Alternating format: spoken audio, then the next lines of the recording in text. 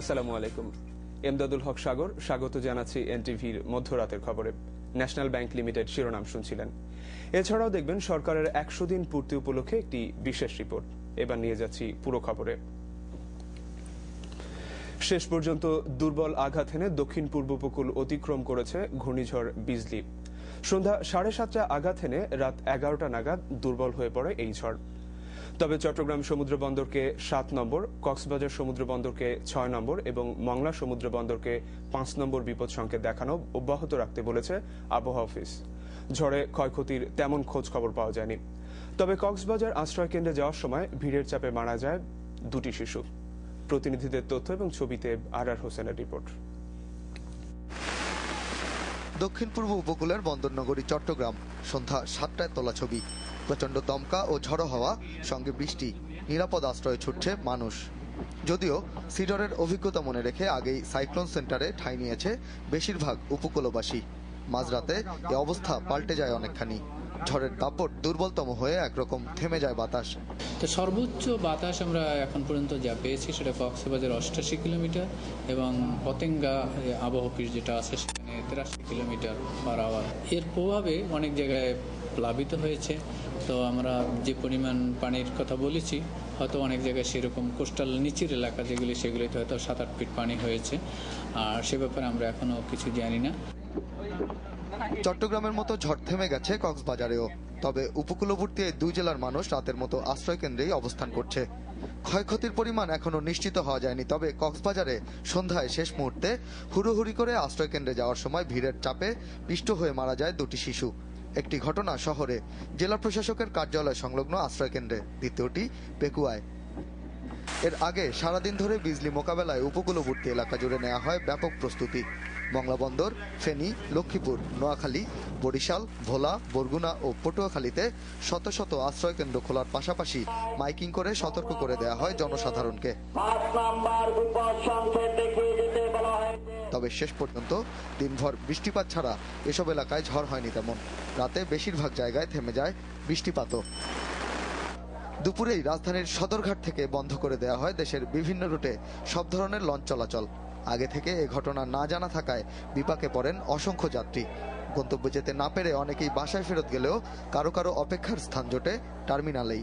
যদি লঞ্চ ছাড়েন তাহলে না হলে আপনারা যদি না ছাড়েন তাহলে আপনারা কিভাবে? একইভাবে ঝড় আঘাত হানার আগেই বন্ধ করে দেওয়া হয় চট্টগ্রাম ও মংলা বন্দরে পণ্য ওঠানামার কাজ।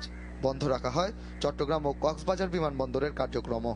আহারার Hossain, NTV news desk. Chattogram সমুদ্র উপকূলে 11:30টার পর থেকেই বৃষ্টি এবং ঝড়ো হাওয়া কমতে শুরু করেছে।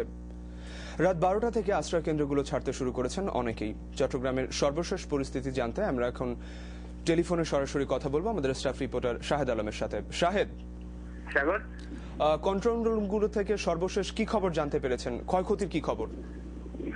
ক্ষয়ক্ষতির খবর এখনো ঠিক জানা যায়নি সাগর, এবং ক্ষয়ক্ষতি ঠিক কি পরিমাণ হয়েছে চট্টগ্রাম শহর অঞ্চলে এটিও আন্দাজ করা যাচ্ছে না। তবে ক্ষয়ক্ষতি না হওয়ারই কথা। আমি যখন ঝড় শুরু হয়েছিল ঠিক শেষ মুহূর্তেও আমি সাগর উপকূল দিয়ে ঘুরেছিলাম এবং আপনারা নিশ্চয়ই সেই ছবি দেখেছেন যে মানুষ দৌড়াচ্ছিল আশ্রয় কেন্দ্রের দিকে, এবং তারপরে আধা ঘন্টা 1 ঘন্টা মতো সেই দৃশ্য ছিল। এরপরে আমি আবার এখন যে মুহূর্তে আমি বসে আছি চট্টগ্রামের বিমানবন্দর সংলগ্ন পতেঙ্গা সমুদ্র সৈকতের কাছাকাছি। এখানে একেবারেই ঝড় নেই, একেবারেই বৃষ্টি নেই, মেঘলা আকাশও কেটে যাচ্ছে এবং সমুদ্র সৈকতের আশেপাশে মানুষ যারা খুব ভীত সন্ত্রস্ত ছিল তারা এসেছে এবং তারা বলছে তারা অনেক শান্তিতে এবং তারা খুব খুশি হয়েছেন যে এই ঝড় শেষ পর্যন্ত তারা আঘাত নেই। কারণ সেটা আমি বলি যে 1991 সালের যে প্রধান করে ঘূর্ণিঝড় হয়েছিল সেটিও ঘটেছিল এই এপ্রিল মাসের 29 তারিখে। সেটি একটি কারণ ছিল এবং কিছুদিন আগে যে সিডর হয়েছে সেই সব মিলিয়ে এবারের ঘূর্ণিঝড়ের কারণে এখানকার মানুষ খুবই ভীত সন্ত্রস্ত ছিল এবং প্রস্তুতিও নেওয়া হয়েছিল সব রকম প্রশাসন এবং সিটি কর্পোরেশনের তরফ থেকে। তবে এখানে আসলে দৃশ্যমান ওই ধরনের কিছু গাছপালা দিকটি পড়েছে রাস্তায় আমি দেখেছি এবং প্রচুর বৃষ্টিপাত হয়েছে। তার বাইরে শহর অঞ্চলে অন্তত কোনো ক্ষয়ক্ষতি আমি দেখিনি। তবে গ্রাম অঞ্চলে যেসব ক্ষয়ক্ষতি হয়েছে সেগুলোর পূর্ণাঙ্গ তথ্য পেতে সময় লাগবে, হয়তো কালকে নাগাদ একটা পরিষ্কার চিত্র জানা যাবে। শাহেদ, আপনাকে ধন্যবাদ। আমরা তখন কথা বলছিলাম আমাদের স্টাফ রিপোর্টার শাহেদ আলমের সাথে।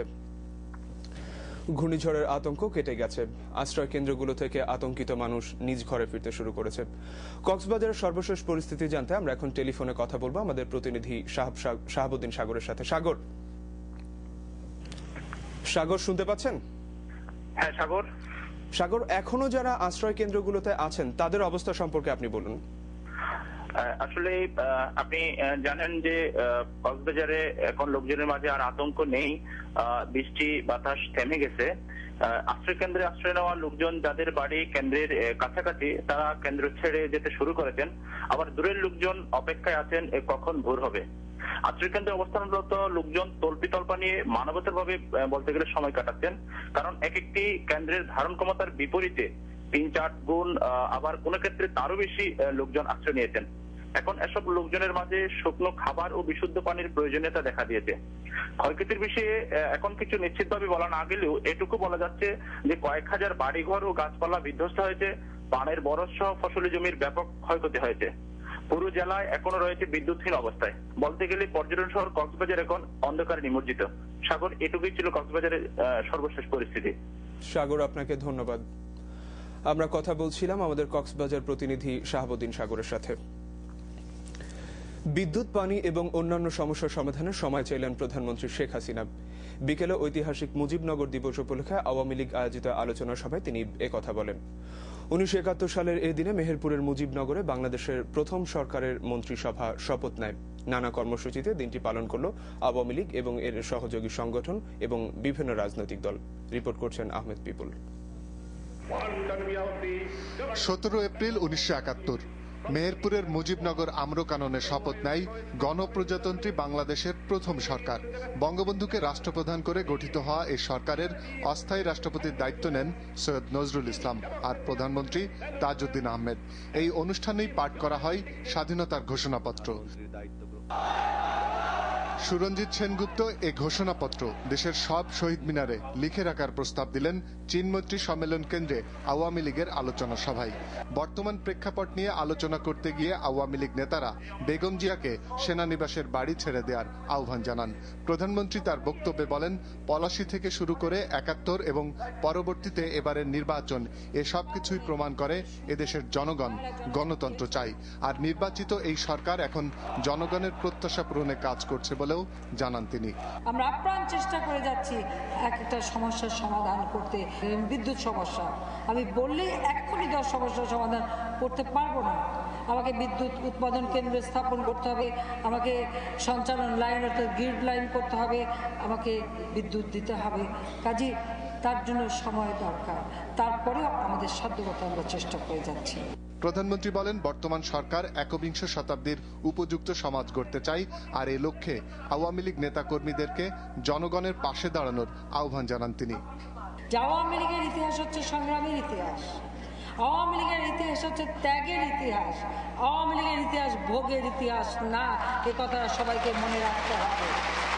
আর যারা ক্ষমতাকে ব্যবহার করে ভোগ করতে চায়, ক্ষমতাকে ব্যবহার করে আখের গোছাতে চায়, তাদের পরিণাম যে কি হয় সেটা তো এই নির্বাচনের মধ্য দিয়েই সবাই সে সিগন্যাল পেয়ে গেছে।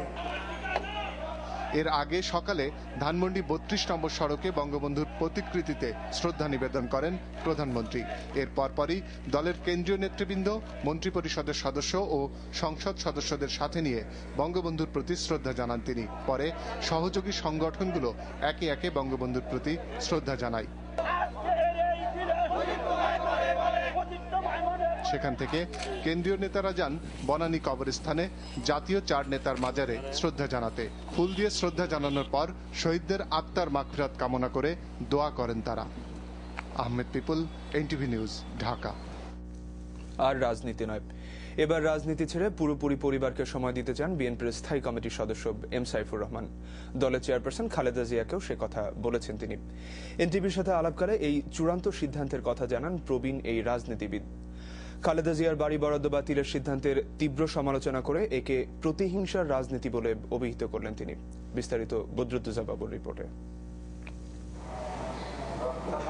রাজনীতি ছেড়ে দেবার ঘোষণা এর আগে আরও একবার দিয়েছিলেন, বলেছিলেন নির্বাচনে আর দাঁড়াবেন না। এর কিছুদিন পরই ১/১১-র প্রেক্ষাপটে দলের সংস্কারবাদী অংশের ভারপ্রাপ্ত চেয়ারম্যান হিসেবে দায়িত্ব পালন করেছিলেন সাইফুর রহমান। মুক্তির পর